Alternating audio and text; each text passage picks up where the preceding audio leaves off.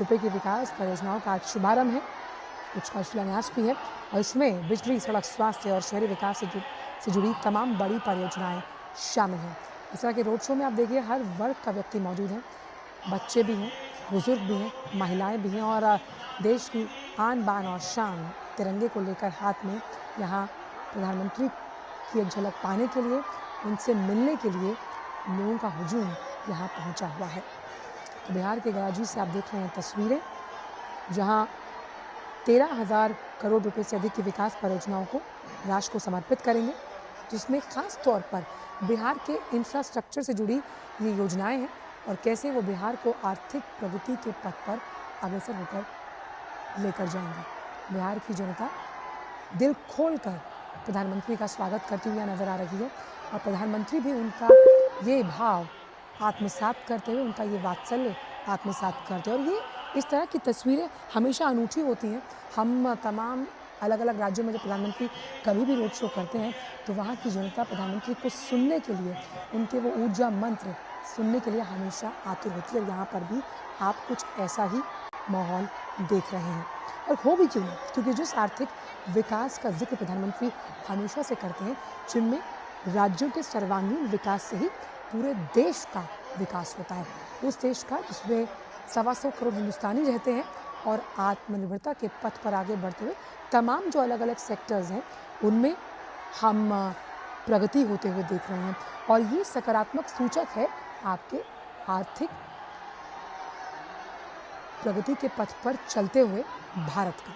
ये वो भारत है जो आत्मनिर्भर है, ये वो भारत है जिसमें योजनाएं अब सिर्फ कागजों पर नहीं होती बल्कि उन्हें अमली जामा पहनाया जाता है। और आज ही का दिन अगर हम देखें तो कुछ ऐसी योजनाएं थी जिनका शिलान्यास आज से 2 साल पहले किया गया, लेकिन आज वो दिन है कि जब अगर आपकी नीति आपका साथ दे रही है तो नियति भी बखूबी आपके साथ होती है।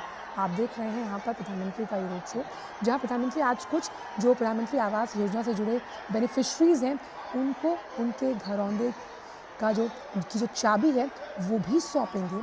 और जल आपूर्ति, क्योंकि देखिए किसी भी राज्य में अर्बन डेवलपमेंट सिस्टम का मजबूत होना अपने आप में उस राज्य को बहुत विकसित, बहुत मॉडर्नाइज बनाता है। और यही तो सपना था ना कि स्मार्ट सिटीज़ को और मुफीद कैसे बनाया जाए तकनीक के लिहाज से। इसीलिए अर्बन डेवलपमेंट से जुड़ी हुई जल आपूर्ति की योजना का भी यहाँ पर शिलान्यास होना है। और किसी भी राज्य को आर्थिक लिहाज से फ़ायदा कैसे पहुँचे, इसमें पर्यटन का बहुत अहम रोल होने वाला है। और यहाँ से जब अमृत भारत एक्सप्रेस जो गया जी और दिल्ली के बीच चलेगी और बुद्धिस्ट सर्किट ट्रेन वैशाली और कोडरमा, अब हम बुद्धिस्ट सर्किट ट्रेन की बात क्यों कर रहे हैं, गया जी किस लिए इतना महत्वपूर्ण है, क्योंकि बोध गया से जुड़ा हुआ है और इस बौद्धिक सर्किट से जो पर्यटन को राज्य जोड़ेगा, यानी कि जब बिहार से अलग अलग राज्य जुड़ेंगे और इस ट्रेन को हरी झंडी दिखाई जाएगी तो आप सोच सकते हैं कि पर्यटकों का यहाँ पर आना जाना आर्थिक विकास में प्रगति।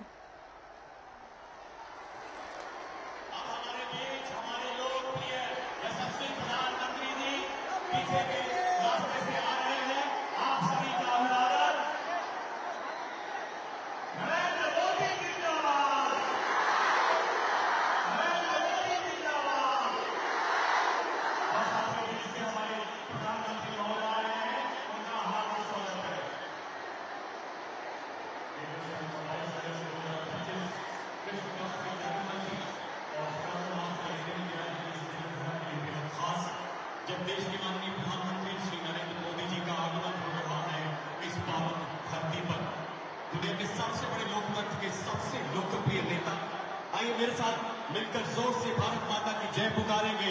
भारत माता की, भारत माता की।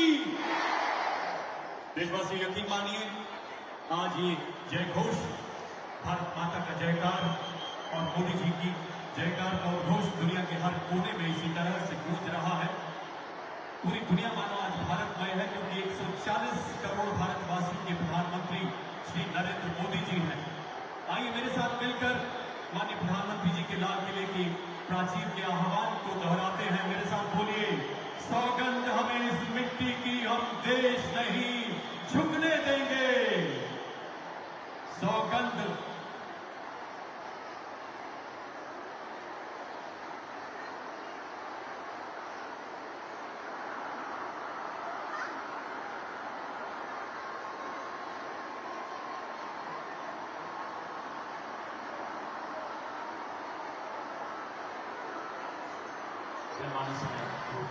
तो आप देख सकते हैं ये उद्घोष जो प्रधानमंत्री के नाम को लेकर है, एक लोकप्रिय नेता जो हमेशा से जनप्रतिनिधि और जन प्रधान सेवक के तौर पर अपने आप को जनता के बीच पाते हैं, और यही वो प्यार और यही वो वात्सल्य है और यह हर्षोल्लास बिहार की जनता का।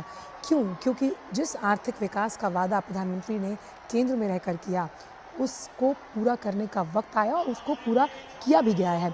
जिस हम तमाम अन्य परियोजनाओं का जिक्र कर रहे हैं, उसमें अगर बिहार को ऊर्जा के लिहाज से आत्मनिर्भर यानी सेल्फ रिलायंट बनाना है, तो बक्सर थर्मल प्लांट उसका उसको काफ़ी अहम माना जा रहा है। राज्य को बड़े पैमाने पर इससे लाभ होगा, वो भी आज उसको भी इनॉग्रेट किया जाएगा। तो बिजली की जो आपूर्ति है उसमें कहीं ना कहीं बढ़ोतरी होगी। और वेलफेयर स्टेट का काम क्या है? वेलफेयर स्टेट का काम ये है कि वो आपकी इन बुनियादी ज़मीनी जो ज़रूरतें हैं उन्हें पूरा करें। और क्योंकि यहाँ पर प्रधानमंत्री आवास योजना के तहत भी कई ऐसी बेनिफिशरीज़ हैं जिन्हें घर की चाबी दी जाएगी, और जिन तमाम प्रोजेक्ट्स का हम जिक्र कर रहे हैं उसमें अमृत 2.0 जिसमें जो वाटर सप्लाई प्रोजेक्ट है, अब किसी स्मार्ट सिटी की जब हम बात करते हैं और इस तरह से उस राज्य को उन्नत बनाया जाता है गुणवत्तापूर्ण सुविधाएं देकर, तो आप समझिए कि आपका शहर सुंदर दिखता है और ये सुंदरता कहीं ना कहीं उस राज्य के विकास में सकारात्मक सूचक का काम करती है। और यही विश्वास बहाली है जनता की, जो वादे किए गए उन वादों पर खरी उतरती हुई सरकार, जिसमें लोगों के विकास की प्रतिबद्धता शामिल है, जिसमें लोगों के विश्वास को पूरा करने का संकल्प शामिल है। इसीलिए संकल्प से सिद्धि की ओर प्रधानमंत्री हमेशा से कहते हैं, और खाली हम इसे इस तौर पे ना देखें, क्योंकि इसमें तमाम अलग अलग योजनाएं शामिल हैं जो सड़क यानी कनेक्टिविटी से जुड़ी हुई हैं, जो आपके पीने के पानी से जुड़ी हुई हैं, जो शहरी विकास से जुड़ी हैं, आपके स्वास्थ्य से जुड़ी हुई हैं। मां भारती के अनोखे सपूत, लोकतंत्र की जननी के सर्वजनप्रिय प्रधानमंत्री श्री नरेंद्र मोदी जी का मंच पर आगमन। सभी का अभिवादन स्वीकारते हुए माननीय प्रधानमंत्री, देवियों सज्जनों, आइए ज्ञानोदय की इस पावन धरती पर हर भारतीय के प्रेरणा पुंज माननीय प्रधानमंत्री जी का जोरदार तालियों से स्वागत करें। हाथ ऊपर उठाकर तालियों के जय घोष से दुनिया के सबसे बड़े लोकतंत्र के सबसे लोकप्रिय जननायक का करतल ध्वनि से अभिवादन करें। स्वप्न अर्पित, प्राण अर्पित, आयु का पल पल समर्पित, चाहता हूं देश की मिट्टी तुझे कुछ और भी दूं। बिहार की इस दिव्य धरा से माननीय प्रधानमंत्री जी का सदैव विशेष लगाव रहा है और बिहार वासियों ने उनके स्नेह को कई गुना करके लौटाया है। बिहार के लाडले प्रधानमंत्री जी पिछले लगभग 11 सालों में 50 से अधिक बार यहां पधारे हैं, ताकि बिहार देश के विकास की मुख्य धारा में शामिल होकर नए भारत के निर्माण में अग्रणी किरदार अदा कर सके। माननीय प्रधानमंत्री जी के प्रखर मार्गदर्शन में केंद्र सरकार द्वारा पिछले लगभग 11 साल में दी गई तकरीबन 14 लाख करोड़ की परियोजनाओं ने बिहार के विकास को नई दिशा प्रदान की है। माननीय मुख्यमंत्री श्री नीतीश कुमार जी के प्रेरणादायक नेतृत्व में आज बिहार के विकास की उड़ान को पूरा देश गर्व से देख रहा है, निहार रहा है। जी हां, वाकिफ है अब जमाना हमारी उड़ान से, वो और थे जो हार गए आसमान से। आइए देश की गौरव पताका को विश्व के सर्वोच्च शिखर पर स्थापित करने वाले नए भारत के प्रणेता हमारे प्रेरणा पुंज का एक बार पुनः हाथ ऊपर उठाकर जोरदार तालियों से स्वागत करें। अपना वंदन, अभिनंदन माननीय प्रधानमंत्री जी तक पहुंचाएं, जो आज 13,000 करोड़ रुपए से अधिक की परियोजनाओं के उपहार के साथ यहां पधारे हैं। मंच पर विराजमान बिहार के माननीय राज्यपाल श्री आरिफ मोहम्मद खान जी, माननीय मुख्यमंत्री श्री नीतीश कुमार जी का भी हम हृदय से स्वागत करते हैं। मंचासीन केंद्रीय मंत्री श्री जीतन राम मांझी जी, श्री राजीव रंजन सिंह जी, श्री चिराग पासवान जी का भी बहुत बहुत स्वागत है। मंचासीन केंद्रीय एवं राज्य मंत्रिमंडल के माननीय मंत्रीगण, माननीय सांसद, माननीय विधायक, माननीय पार्षद तथा अन्य जनप्रतिनिधि की गरिमामय उपस्थिति को भी हम नमन करते हैं। मगध विश्वविद्यालय के प्रांगण की शोभा में चार चांद लगा रहे आप सभी देशभक्त देशवासियों का भी हार्दिक स्वागत है। अब मैं माननीय सूक्ष्म, लघु और मध्यम उद्यम मंत्री भारत सरकार श्री जीतन राम मांझी जी से निवेदन करता हूं कि वो माननीय प्रधानमंत्री जी को स्मृति चिन्ह भेंट कर उन्हें सम्मानित करें। गया की इसी पावन धरती पर जन्मे यहाँ की जनता के हृदय सम्राट माननीय श्री जीतन राम मांझी जी माननीय प्रधानमंत्री जी को लकड़ी के विशेष स्तूप में बोधि वृक्ष की शाखाओं के अर्क से बनाया गया खास चूर्ण भेंट करते हुए, जिसे अत्यंत पूजनीय माना जाता है। अब यहां के जाने माने शिल्पकार श्री रविंद्रनाथ गौड़ जी माननीय प्रधानमंत्री जी को यक्षिणी जी की प्रतिमा भेंट करेंगे, जिसे उन्होंने स्वयं एक पत्थर से तराशा है। जोरदार तालियों से अभिवादन करें इन अलौकिक पलों का। ऐसी मान्यता है यक्षिणी जी की प्रतिमा सबसे पहले 1917 में बिहार के दीदारगंज शहर में गंगा नदी के तट पर प्राप्त हुई। माननीय प्रधानमंत्री जी ऐसी प्रतिभाओं को सदैव प्रोत्साहित करते रहे हैं। सत्यमेव जयते के साथ साथ आज देश श्रमेव जयते का भी उद्घोष कर रहा है। धन्यवाद महोदय। आप सबकी करतल ध्वनि के बीच देवी और सज्जनों, माननीय केंद्रीय मंत्री श्री जीतन राम मांझी जी से आग्रह कि कृपया स्वागत संबोधन के लिए पधारें। माननीय केंद्रीय मंत्री, सूक्ष्म लघु और मध्यम उद्यम मंत्री, भारत सरकार।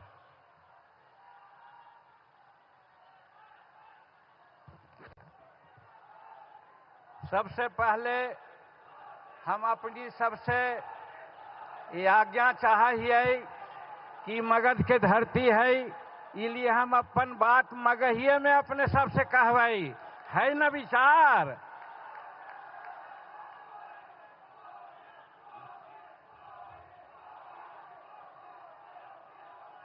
तो आज गया जी के धरती, बोध गया के धरती पर बुद्धम शरणम गच्छामि, धम्मम शरणम गच्छामि, संघम शरणम गच्छामि के मंत्र देने वाले इस जगह पर और भगवान विष्णु के चरण स्थली गया जी के ऐतिहासिक और सांस्कृतिक भूमि पर हम सारे मगधवासियों की ओर से आपका स्वागत करते हैं।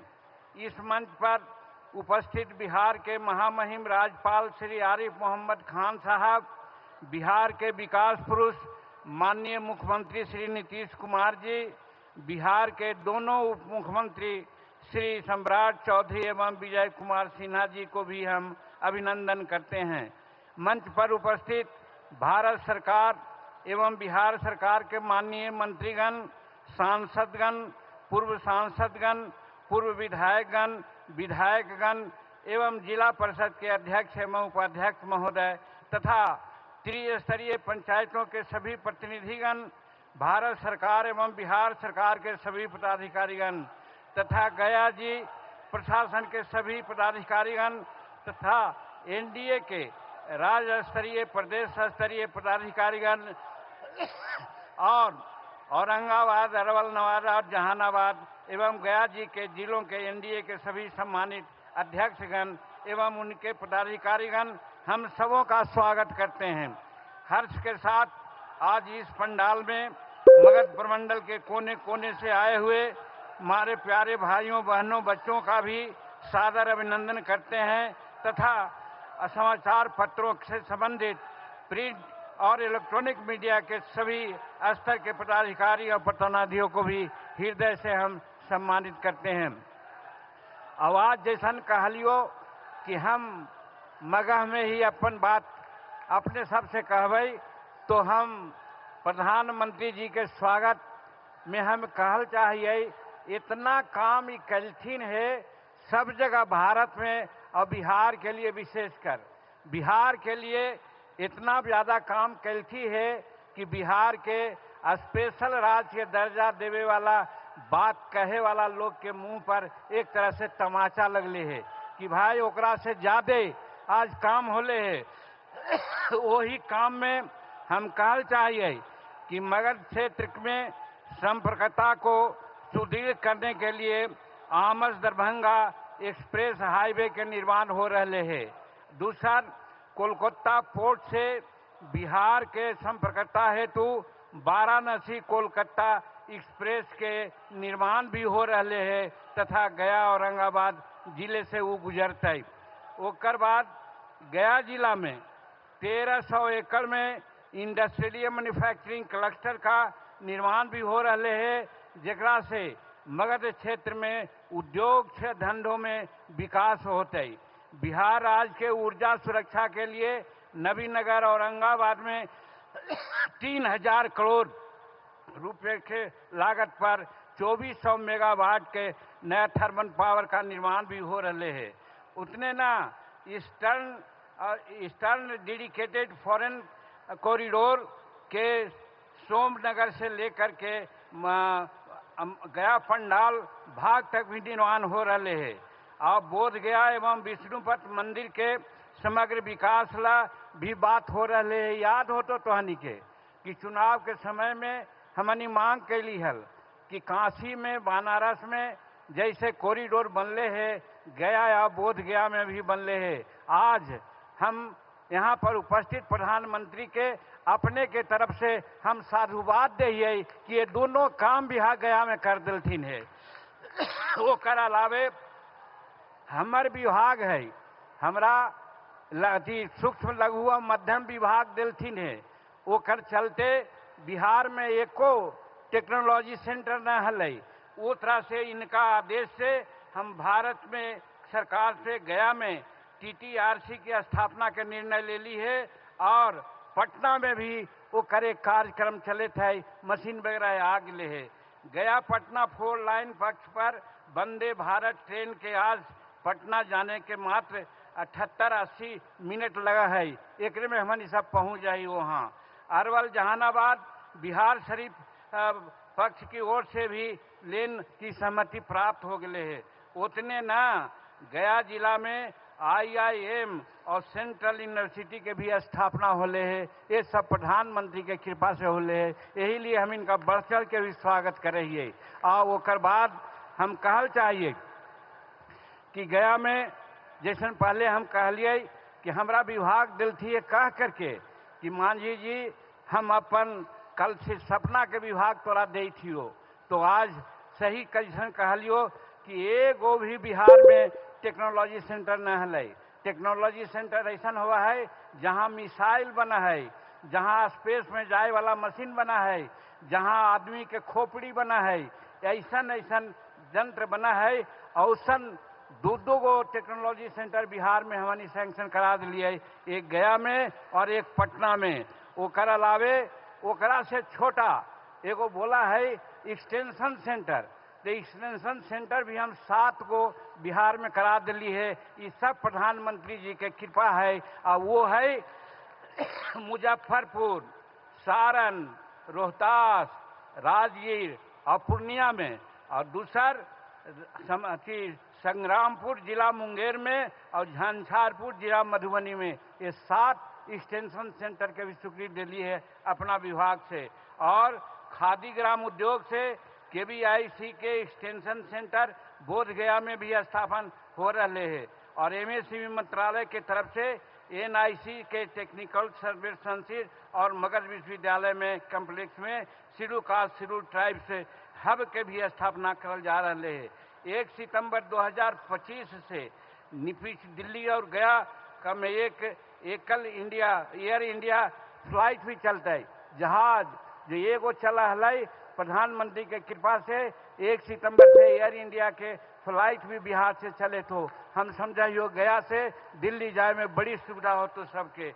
और गया जी रेलवे स्टेशन का जो अमृत भारत स्टेशन योजना के तहत विश्व स्तरीय स्टेशन बनावल जा रहे हैं, वो भी अपने आप में एक उपलब्धि है। ये भी हम प्रधानमंत्री जी के दिल से स्वागत करते ही। उतने ना जल शक्ति मंत्रालय भारत सरकार द्वारा नमामि गंगे योजना के अधीन नमामि निरंजना फल्गु अभियान की शुरुआत 20 फरवरी 2024 के तत्कालीन राज्यपाल बिहार के राजेंद्र विश्वनाथ अरलेंकर जी के द्वारा करल गए हल।